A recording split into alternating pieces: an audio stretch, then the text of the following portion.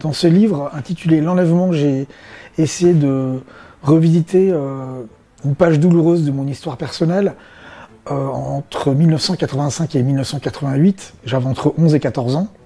Et c'est durant ces 3 années que mon père, le journaliste Jean-Paul Kaufmann, a été pris en otage à Beyrouth, au Liban. En réaction à cet enlèvement, ma mère a fondé un comité de soutien qui touchera toute la France et qui visait à faire pression sur les pouvoirs publics avec l'appui des médias pour qu'on parle des otages, pour qu'on ne les oublie pas et pour hâter évidemment le jour de leur libération.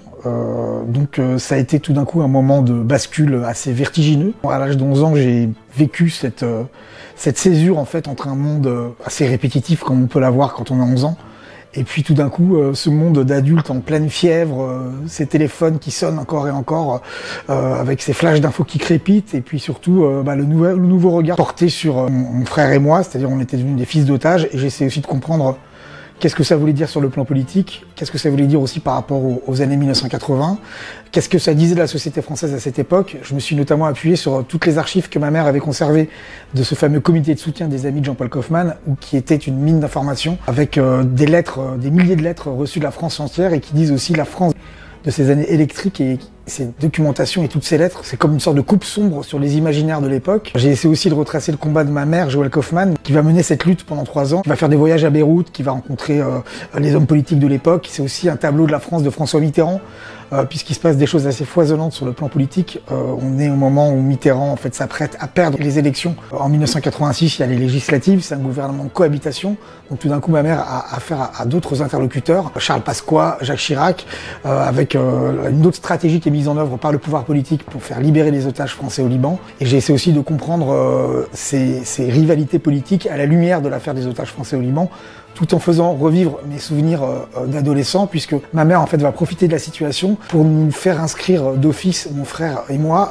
Elle va obtenir une dérogation pour nous faire quitter notre collège de la Porte de Vanves, en arguant du fait que nous sommes des fils d'otages, qu'on mérite d'avoir une saine scolarité dans un environnement d'émulation classique. Et donc elle va profiter de la situation pour nous faire inscrire au collège Henri IV. On va se retrouver, mon frère et moi, finalement dans un univers de fils d'eux, avec des fils de ministres, des fils de journalistes, de vedettes de la télé. Nous, mon frère et moi, on était donc des fils d'otages. C'est un statut un peu particulier, pas forcément gratifiant.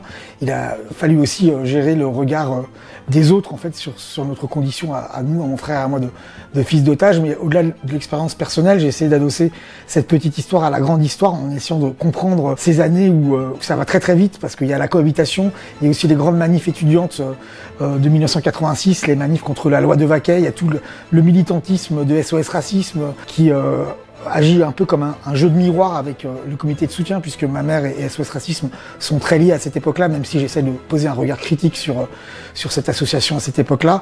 Il y a également l'univers politique, mais aussi la musique, la culture, les vêtements, tout ce qui fait en fait la tessiture et ce qui fait la densité de ces années 80, qui sont des années intéressantes parce que c'est vraiment le moment où tout bascule. C'est en fait finalement le moment de la fin d'un monde et le début d'un monde nouveau, le fin du monde de l'après-guerre et le début du monde dans lequel on est aujourd'hui, quoi. C'est-à-dire aussi le monde du tout information, puisque c'est aussi un livre sur le pouvoir des médias et sur la manière dont les médias aussi exercent une pression sur le pouvoir politique pour faire libérer les otages français au Liban.